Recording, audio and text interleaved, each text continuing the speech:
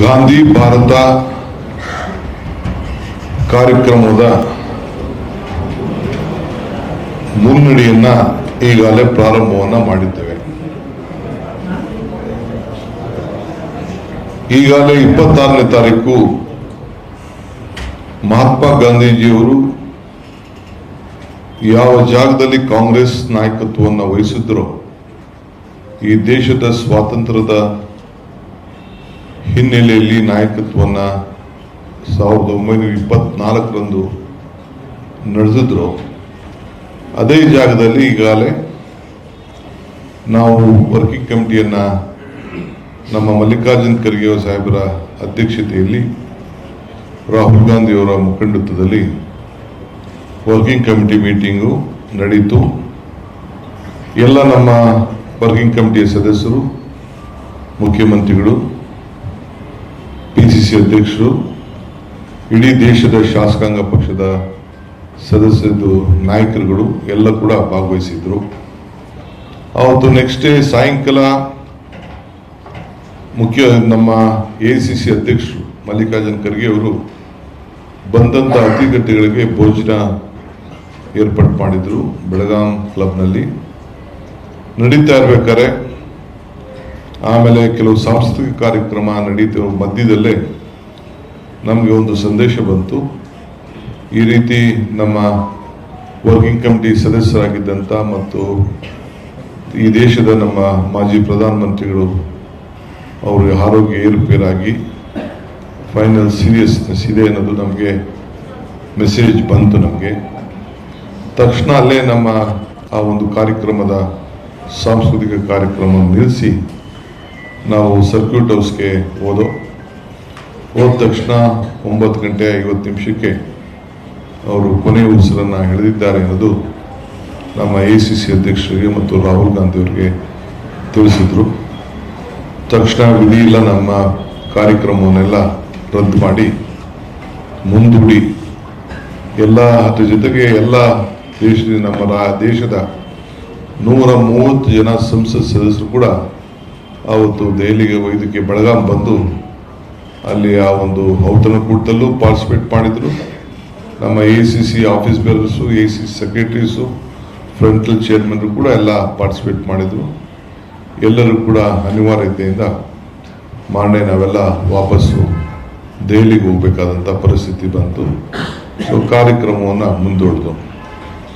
ಆ ಕಾರ್ಯಕ್ರಮ working committee ಆದಮೇಲೆ ಬಹುಶಃ ನಮ್ಮ ಕಾಂಗ್ರೆಸ್ ಪಕ್ಷದ ಮುಂದಿನ ವರ್ಷ ನಾವು ಏನು ಮಾಡಬೇಕು ಅಂತೇಳಿ ಈಗಾಗಲೇ ಸೂಚನೆ ಕೂಡ ಅವತ್ತು ತಿಳಿಸಿದ್ರು. ಈ ಹಿನ್ನೆಲೆಯಲ್ಲಿ ಈಗ ಅವರು ಚರ್ಚೆ ಮಾಡಿ ನಾವು ಎಲ್ಲಿಂದ ನಿಲ್ಲಿಸಿದ್ದು 7 ಡೇ ಮಾರ್ನಿಂಗ್ ಇತ್ತು. ಸೊ ಯಾವ ಕಾರ್ಯಕ್ರಮನೂ ನಮ್ಮ ಪಕ್ಷ ತೆಗೆದುಕೊಳ್ಳಿಕ್ಕೆ ಆಗಲಿಲ್ಲ. ಸೊ ಅದಾದಮೇಲೆ ಈಗ ಮತ್ತೆ ನಮ್ಮ ಭಾರತೀಯ ರಾಷ್ಟ್ರೀಯ ಕಾಂಗ್ರೆಸ್ ಪಕ್ಷದ ಅಧ್ಯಕ್ಷರಾದಂಥ ಖರ್ಗೆ ಸಾಹೇಬರು, ರಾಹುಲ್ ಗಾಂಧಿಯವರು ಮತ್ತು ನಮ್ಮ ಜನರಲ್ ಸೆಕ್ರೆಟರಿಯವರು ವೇಣುಗೋಪಾಲ್ ಅವರು, ಅಡ್ಮಿನಿಸ್ಟ್ರೇಷನ್ ಮತ್ತು ಎಲ್ಲ ಸುರ್ಜೇವಾಲಾ ಅವರೆಲ್ಲ ಸೇರಿಸಿ ಮತ್ತೆ ಪದಾಧಿಕಾರಿಗಳ ಚರ್ಚೆ ಮಾಡಿ 21ನೇ ತಾರೀಕು ಇದೇ ತಿಂಗಳು 21ನೇ ತಾರೀಕು ಎಲ್ಲಿಂದ ನಿಲ್ಲಿಸಿದೋ ಅಲ್ಲಿಂದ ಆ ಕಾರ್ಯಕ್ರಮವನ್ನು ಮುಂದುವರಿಬೇಕು ಅಂತೇಳಿ ನಮಗೆ ಸೂಚನೆಯನ್ನು ಕೊಟ್ಟಿದ್ದಾರೆ. ಸೊ ಹಿನ್ನೆಲೆಯಲ್ಲಿ ಸರ್ಕಾರದ ವತಿಯಿಂದ ಬೆಳಿಗ್ಗೆ ಸ್ಪೀಕರ್ ಅವರು ಮತ್ತು ನಮ್ಮ ಪಾರ್ಲಿಮೆಂಟರಿ ಮಿನಿಸ್ಟ್ರು ಮುಖ್ಯಮಂತ್ರಿಗಳಿಗೆ ಸೂಚನೆ ಕೊಟ್ಟಿದ್ದಾರೆ.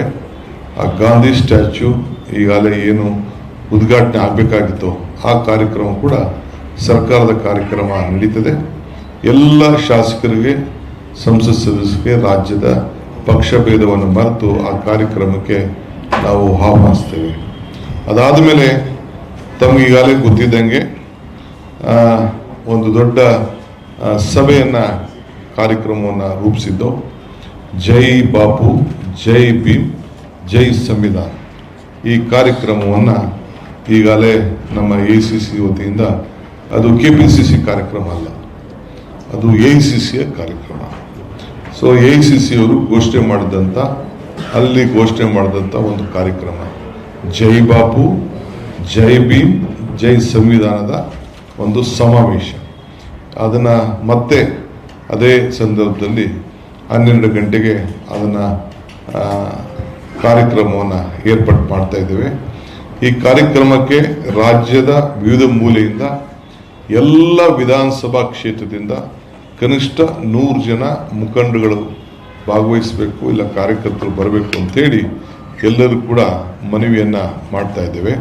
ಏಕೆಂದರೆ ಥ್ರೂಔಟ್ ಸ್ಟೇಟ್ ನಮ್ಮ ರೆಪ್ರೆಸೆಂಟೇಷನ್ ಈ ಐತಿಹಾಸಿಕವಾದಂಥ 100 ವರ್ಷದ ಮಹಾತ್ಮ ಗಾಂಧೀಜಿಯವರ ಏನು ಒಂದು ಅಧಿಕಾರದ ಸ್ವೀಕಾರ, ಈ ದೇಶಕ್ಕೆ ಏನು ಒಂದು ಮುನ್ನುಡಿಯನ್ನು, ಸ್ವಾತಂತ್ರ್ಯಕ್ಕೆ, ಪ್ರಜಾಪ್ರಭುತ್ವಕ್ಕೆ ಮುನ್ನುಡಿಯನ್ನು ಬರೆದರು, ಅದನ್ನು ಗಾಂಧಿ ಭಾರತದ ಕಾರ್ಯಕ್ರಮ ಒಂದು ಹೊಸ ರೂಪವನ್ನು ಕೊಡಲಿಕ್ಕೆ ನಾವೇನು ಕಾಂಗ್ರೆಸ್ ಪಕ್ಷ ತೀರ್ಮಾನ ಮಾಡಿದೆ ಅದು ಅವತ್ತು ಮುಂದುವರಿಸುವಂಥ ಕೆಲಸವನ್ನು ನಾವು ಮಾಡ್ತೇವೆ. ಈ ಹಿನ್ನೆಲೆಯಲ್ಲಿ ರಾಷ್ಟ್ರದ ಎಲ್ಲ ನಾಯಕರು ಯಾರ್ಯಾರು ಬರ್ತಾರೆ ಅನ್ನೋದು ಕೂಡ ಮುಂದಿನ ದಿನದಲ್ಲಿ ನಾವು ತಿಳಿಸ್ತೇವೆ.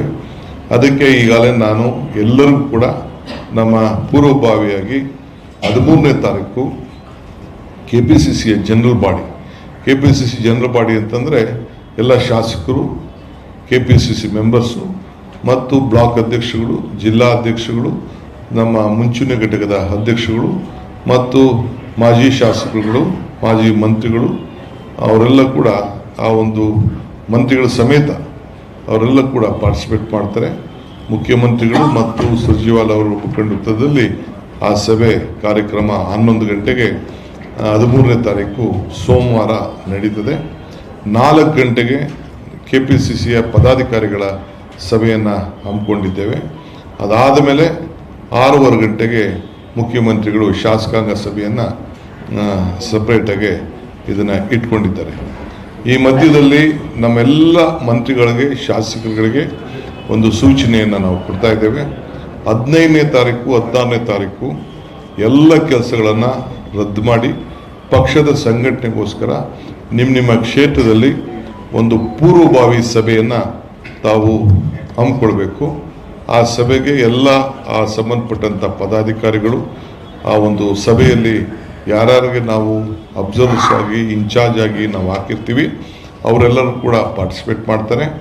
ಆಮೇಲೆ ಕಿತ್ತೂರು ಕರ್ನಾಟಕ ಸಂಬಂಧಪಟ್ಟಂತೆ ಬೆಳಗಾವಿ ಡಿವಿಷನ್ ಏನಿದೆ ಎಲ್ಲ ಮಂತ್ರಿಗಳನ್ನ, ಬೇರೆ ಮಂತ್ರಿಗಳು, ವಿಧಾನ ಪರಿಷತ್ ಸದಸ್ಯರಿದ್ದಾರೆ. ಪ್ರತಿಯೊಂದು ವಿಧಾನಸಭಾ ಕ್ಷೇತ್ರಕ್ಕೂ ನಾವು ಹಿಂದೆ ಒಂದು ಕಮಿಟಿ ಮಾಡಿದ್ದೇವೆ. ಪರಮೇಶ್ವರ್ ಅವರು ರಿಸೆಪ್ಷನ್ ಕಮಿಟಿಯ ಅಧ್ಯಕ್ಷರಿದ್ದಾರೆ. ನಮ್ಮ ಸತೀಶ್ ಜಾರಕಿಹೊಳಿ ಅವರು, ಲಕ್ಷ್ಮೀ ಹೆಬ್ಬಾಳ್ಕರ್ ಎಲ್ಲರೂ ಕೂಡ ಅನೇಕ ಜವಾಬ್ದಾರಿಯನ್ನು ಕೊಟ್ಟಿದ್ದಾರೆ. ಮುನಿಯಪ್ಪನವ್ರನ್ನ ಉಪಾಧ್ಯಕ್ಷರಾಗಿ ನೇಮಕ ಮಾಡಿದ್ದೇವೆ. ಈಗಾಗಲೇ ನಮ್ಮ ಮೊಯ್ಲಿ ಸಾಹೇಬರು ಮತ್ತು BL ಶಂಕರ್ ಅವರು ಮತ್ತು HK ಪಾಟೀಲ್ ಅವರು ಕೂಡ ಆ ಗಾಂಧಿ ಬಾರಿ ಸಮಿತಿಯ ಪರವಾಗಿ, ಸರ್ಕಾರ ಮತ್ತು ಪಕ್ಷದ ಪರವಾಗಿ ಆ ಜವಾಬ್ದಾರಿಯನ್ನು ವಹಿಸಿದ್ದೇವೆ.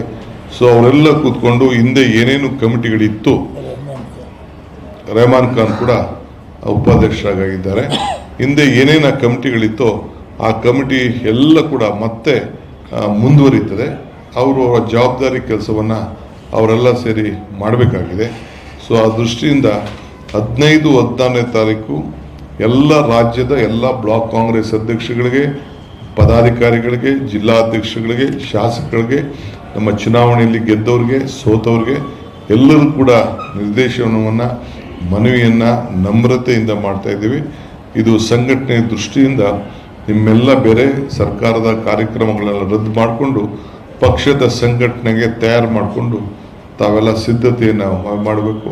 ಆ ಬೆಳಗಾಂನಲ್ಲಿ ಒಂದು ಬೃಹತ್ವಾದಂಥ ಗಾಂಧಿ ಭಾರತದ ಕಾರ್ಯಕ್ರಮದ ಅಡಿಯಲ್ಲಿ ಮುಖ್ಯವಾಗಿ ಜೈ ಬಾಪು, ಜೈ ಭೀಮ್, ಜೈ ಸಂವಿಧಾನವನ್ನು ರಕ್ಷಣೆ ಮಾಡುವಂಥ AICCಯ ಏನು ಒಂದು ಘೋಷವಾಕ್ಯ ಇದೆ, ಅದರ ಹಿನ್ನೆಲೆಯಲ್ಲಿ ನಾವು ಆ ಕಾರ್ಯಕ್ರಮವನ್ನು ನಡೆಸಬೇಕಾಗಿದೆ. ಸೊ ಅದರಿಂದ ತಾವೆಲ್ಲ ಮಾಧ್ಯಮದವರು ತಮಗೆ ಈಗಾಗಲೇ ಆ ವಿಚಾರದಲ್ಲಿ ಆ ಬೆಳಗಾಂ ಯಾವ ರೀತಿ